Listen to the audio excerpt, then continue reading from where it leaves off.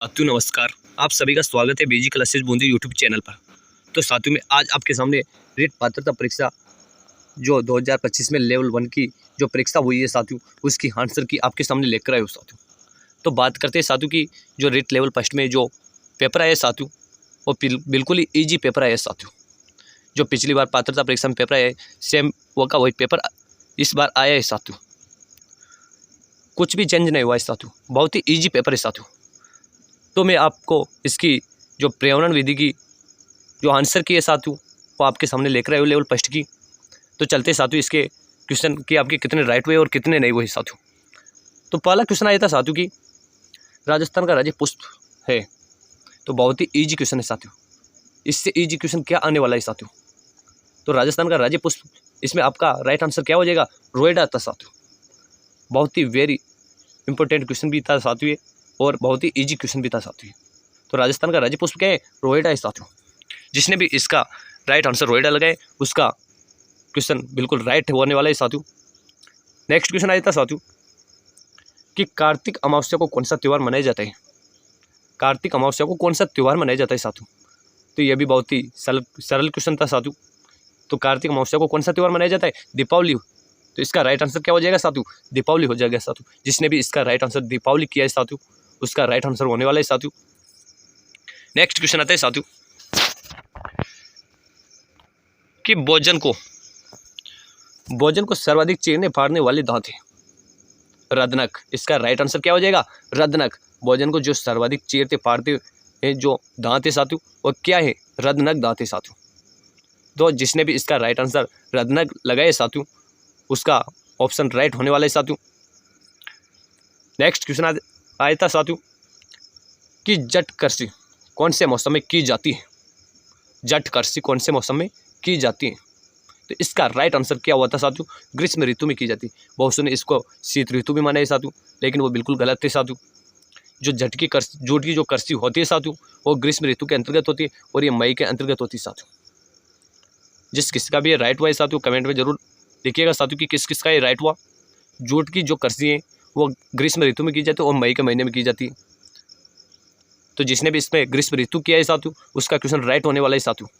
Next question है साथियों, बहुत ही इजी क्वेश्चन आया था साथियों अभी कि पांडुपोल मेला कहाँ पड़ता है? पांडुपोल मेला, तो ये सभी को पता होना चाहिए था साथियों कि पांडुपोल मेला कहाँ पर पड़ता है? अलवर में पड़ता है साथियों। तो जिस किसी ने भी इसका आंसर अलवर किया है साथियों, उसका आंसर राइट होने वाला है साथियों कि पांडुपोल मेला कहाँ पड़ता है? अलवर में पड़ता है साथियों। तो ये सभी को पता भी होना चाहिए साथियों कि पांडुपोल मेला कहाँ पर लगता है? अलवर में लगता है साथियों। नेक्स्ट क्वेश्चन आया था साथियों की बचेंद्र पाल ने माउंट एवरेस्ट पर तिरंगा कब फहराया था?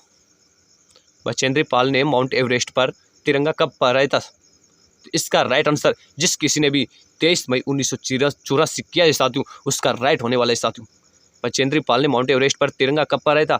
23 मई 1984 को बचेंद्र पाल ने माउंट एवरेस्ट पर तिरंगा फहराया था साथियों। तो जिस किसी ने भी ये किया है उसका क्वेश्चन राइट है साथियों। नेक्स्ट क्वेश्चन आया था साथियों कि जंगली मुर्गे के लिए कौन सा अभ्यारण्य प्रसिद्ध है? तो इसका राइट आंसर क्या था साथियों? माउंट आबू सिरोही। माउंट आबू जो सिरोही में स्थित है साथियों, वो केवल जंगली मुर्गों के लिए प्रसिद्ध है साथियों। किसके लिए प्रसिद्ध है? जंगली मुर्गों के लिए प्रसिद्ध है साथियों। और जिस किसी ने भी इसका right answer mount Abu Sirohi किया है साथियों, उसका आंसर राइट होने वाला है साथियों। तो इनसे इजी पेपर आपको आएगा भी नहीं साथियों, क्योंकि इतना टफ पेपर नहीं था साथियों, बहुत ही ईजी पेपर था। आप इसमें मात्र 60% आपको इसमें लाना है साथियों। तो आप इसमें आसानी से ला सकते हो साथियों और पात्रता को क्लियर कर सकते हो साथियों। चलते हैं साथियों नेक्स्ट क्वेश्चन की ओर। नेक्स्ट क्वेश्चन आया था साथियों की नील आर्मस्ट्रॉन्ग के बाद चंद्रमा पर कौन गया था? सर्वप्रथम नील आर्मस्ट्रॉन्ग गए थे चंद्रमा पर, उसके बाद चंद्रमा पर दूसरा व्यक्ति कौन गया था साथियों? तो इसका राइट आंसर क्या था? बज एल्ड्रिन गया था साथियों। कौन गया था? Buzz Aldrin. किसी ने इस पर गागरिन भी किया था साथियों, जो बिल्कुल गलत है साथियों। नील आर्मस्ट्रॉन्ग के बाद चंद्रमा पर केवल एक आदमी गया था साथियों, वो कौन था? बज एल्ड्रिन था साथियों। ये बिल्कुल राइट हुआ है साथियों। जिस किसी ने भी इसका राइट आंसर बज एल्ड्रिन किया है, उसका क्वेश्चन राइट होने वाले साथियों। नेक्स्ट क्वेश्चन आया था साथियों की अजय दुर्ग किसे कहा जाता है? तो इस सबसे पहले तो अजय दुर्ग का नाम सुनते ही आपका माइंड कहाँ पर दौड़ता है? लोहागढ़ भरतपुर का, कि लोहागढ़ भरतपुर अजय दुर्ग के नाम से जाना जाता है, लेकिन वहाँ ऑप्शन पे ये था ही नहीं साथियों। ऑप्शन पे था कोमलगढ़।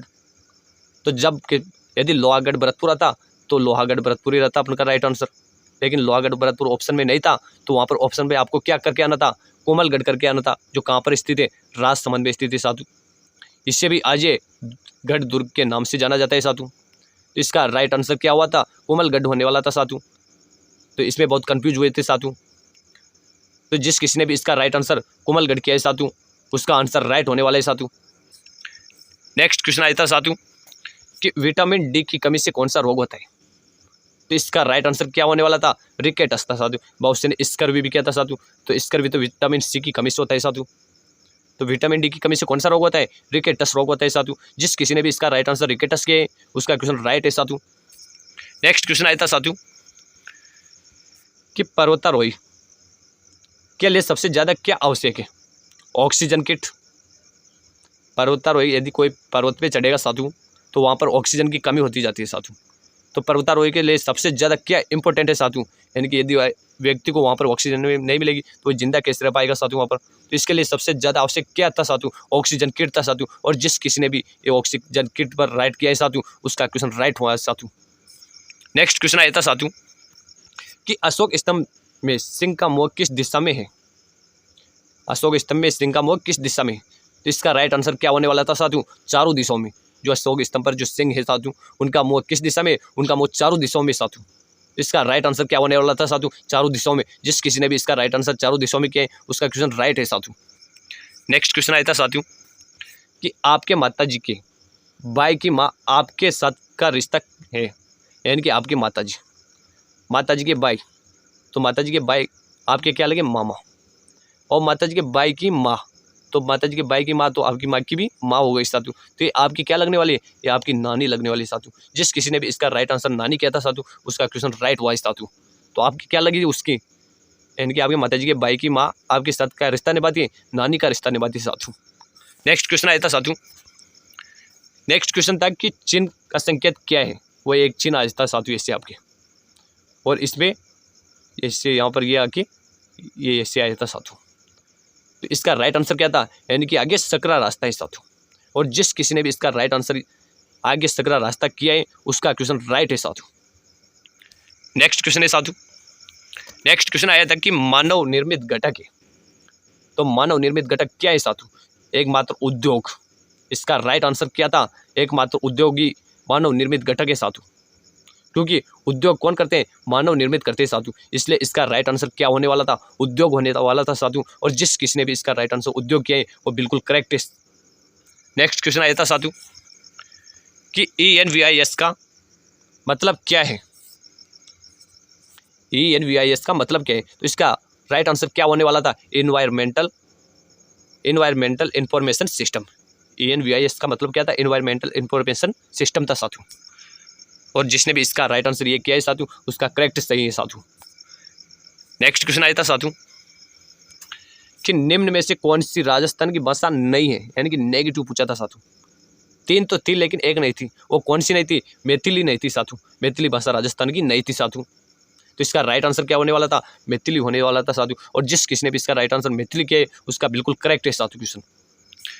नेक्स्ट क्वेश्चन आया था साथियों कि निम्न में से कौन सी राजस्थान की भाषा कौन सी है। तो इसमें तीन भाषा तो नहीं थी और एक भाषा थी, वो कौन सी थी, ढूंढाड़ी थी साथियों। ढूंढाड़ी भाषा राजस्थान के साथियों, ये जयपुर की तरफ बोली जाती है साथियों। कहाँ बोली जाती है, जयपुर की तरफ बोली जाती है साथियों। तो ढूंढाड़ी भाषा इसमें आपका राइट आंसर होने वाला था। और जिस किसी ने भी इसका राइट आंसर ढूंढाड़ी किया है साथियों, उसका राइट आंसर होने वाला है साथियों। तो बहुत ही अच्छा क्वेश्चन पेपर आया था साथियों आज आपके लिए, बहुत ही ईजी था, ज़्यादा कठिन भी नहीं था साथियों। नेक्स्ट क्वेश्चन आया था साथियों कि अस्पताल के आसपास दवनी होनी चाहिए। तो इस सभी को पता होना चाहिए कि अस्पताल के आसपास सबसे कम दवनी होनी चाहिए। जितनी कम होनी चाहिए उतनी कम सही है अस्पताल के आसपास। तो सबसे कम क्या थी इसमें, 65 dB थी साथियों। तो अस्पताल के आसपास दवनी होनी चाहिए, तो क्या होने वाला है यहाँ पर, आपका राइट आंसर 65 dB। अस्पताल के आसपास दवनी कितनी होनी चाहिए थी, 65 dB। तो जिस किसी ने भी 65 dB किया है साथियों, उसका बिल्कुल करेक्ट आंसर है साथियों, और उनका राइट होने वाला है साथियों।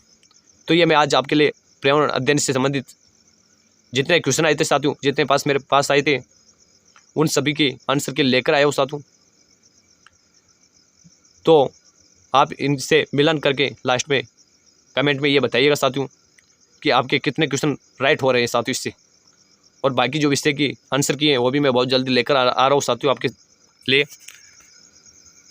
तो तब तक के लिए आप बने रहिएगा हमारे बीजी क्लास से बूंदी यूट्यूब चैनल के साथ, और चैनल को सब्सक्राइब करिएगा साथियों, ताकि जो और बाकी क्वेश्चन है उसके आंसर की भी मैं आप तक पहुँचा सकूँ साथियों। तो ठीक है साथियों।